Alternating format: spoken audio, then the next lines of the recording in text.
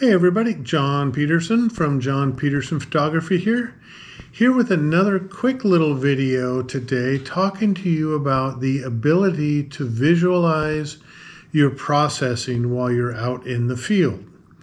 Now, we may come across situations as photographers when we're out and we're seeing situations or compositions we like, but we're not sure if we can realize them in the digital darkroom in post-processing.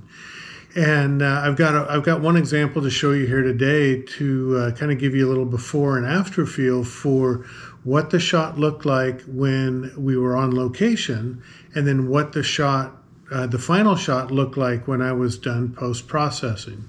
So knowing your tools, knowing your digital darkroom, and knowing all the tools that are available is really important when you're in the digital darkroom, as well as when you're out in the field.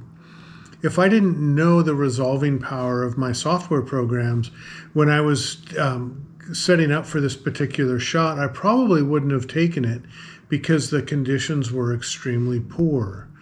But I knew what I could accomplish, and so I went ahead and took the shot and came up with a shot that I'm really happy with, that I liked how it turned out. It realized the vision that I had, and I just think it's pretty awesome. So take a look at this before and after, and I'll show you a little bit of what I did to take the before and make the after, a little bit of post-processing stuff. So here, have a look.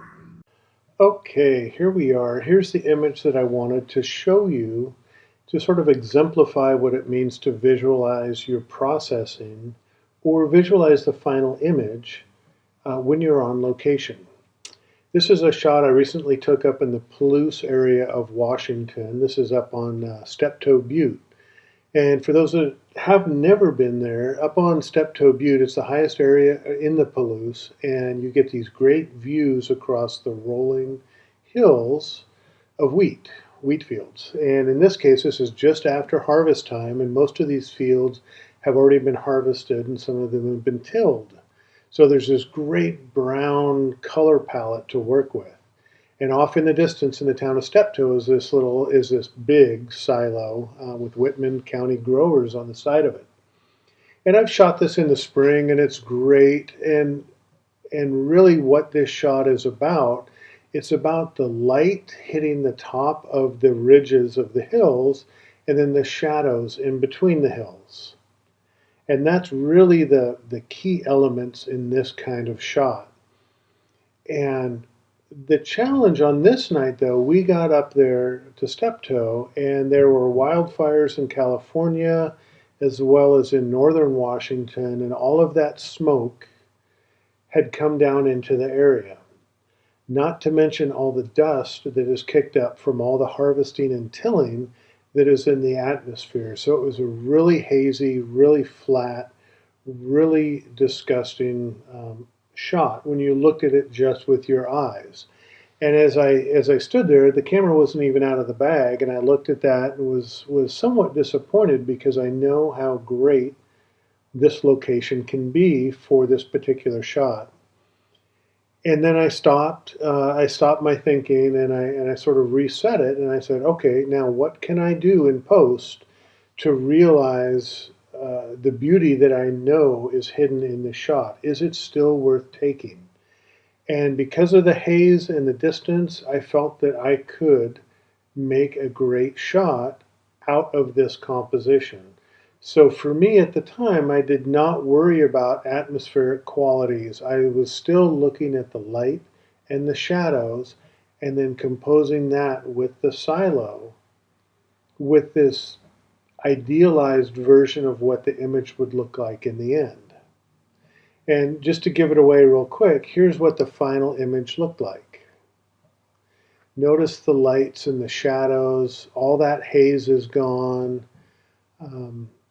This was what was in my head as I was sitting on top of Steptoe Butte. And so knowing what your processing can do is really key, because if I didn't know that, I probably wouldn't have taken the shot. I would have given up and said, you know what, this is just garbage and it's not worth it. but I proved myself wrong, and I knew I could get there because I know the tools that I have in the darkroom. So here's just real quick, a real high-level overview of how I got there. It was actually really simple. So in Lightroom, I started in Lightroom and I used the dehaze slider. So the dehaze slider adds contrast. It's going to cut back a lot of that atmospheric haze. It doesn't look great right now, but it still cuts back a ton of it. And everything else I'm gonna fix in or enhance in Photoshop.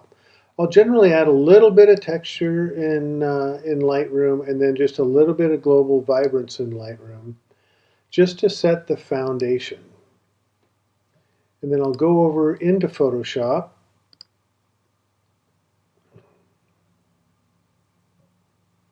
and open this image up. Now in Photoshop, really how I got to that final version was really just a little bit of mid-tone contrast, dodging and burning, and the Orton effect. There was nothing more complex than that. That's really all it was. I happen to use some luminosity masks, and I want to do a quick little curves adjustment on the narrow midtones in here because I want a little bit more pop. I'll do that, and then I have an action set to run Orton, so I'll do that. And when you run Orton, it generally changes a little bit of the tonality of the image. And so I will dial that down just a little bit. I'll bring this up, make this image just a smidge bigger. Beautiful. Oops, I'm going to go back here. And then what I did is I went and I worked with dodging and burning. So at a very low opacity brush, I'll come in and I'll highlight these ridge tops because I really want these to pop and I really want them to contrast against the shadows that I'm going to accentuate in the valleys. So I'm just doing this really quick and really easy.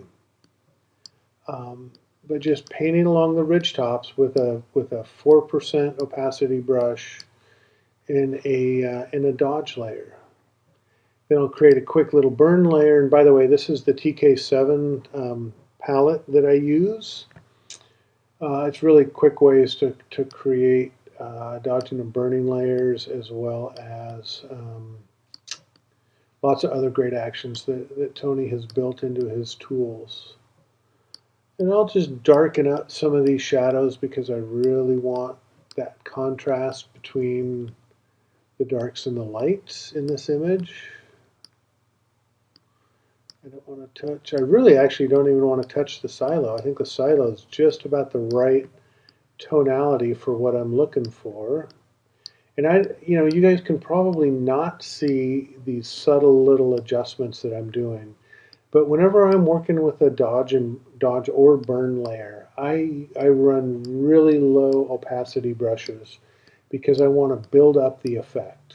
If I just came in with a 20% opacity, it would be this really strong line that wouldn't blend well with the rest of the image. And as I'm doing that, I go back and I see, well, maybe I want to accentuate some more of this light hill here. Do some brightening there, make sure this is nice and bright. And a lot of this is just to create flow. These hills and ridges have a lot of flow and a very dynamic motion to them. And using lights and darks help accentuate that flow, which is really outstanding. And I'll just kind of do that. Oops, change my brush to black, darken that up, darken that up. And so real quick, you can see I went from that's the way it came in from Lightroom and that, and I'm starting to see the glow. And so I might go in and add just a little bit of more vibrance to some of the yellow channels in here. Keep working my dodge and burn until I get to a point that I like. And then the last thing that I will do for every image that I work on is I will add a vignette. Sometimes the vignette is subtle, sometimes it's a little bit stronger.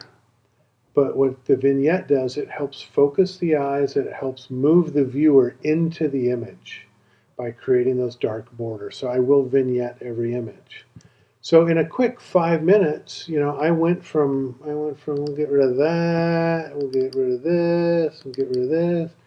We went from that to that. Very dramatic. And if I wouldn't have known what I could do in Photoshop or in Lightroom, you can do all this stuff in Lightroom for the most part too. If I didn't know the power of my processing, I would never have taken that shot and ended up with this final image. So there you go, just a little quick tips and some quick encouragement to know your tools when you're out in the field. Don't be afraid to push yourself. And if if you shoot something out in the field and you get home and you can't quite realize your vision, learn. That's a great opportunity to learn some new skills in either Lightroom or Photoshop to potentially augment the image to get it to where you want it to go. So thank you guys for watching. Stay tuned for more videos and have a great, great, great day. All right, bye-bye.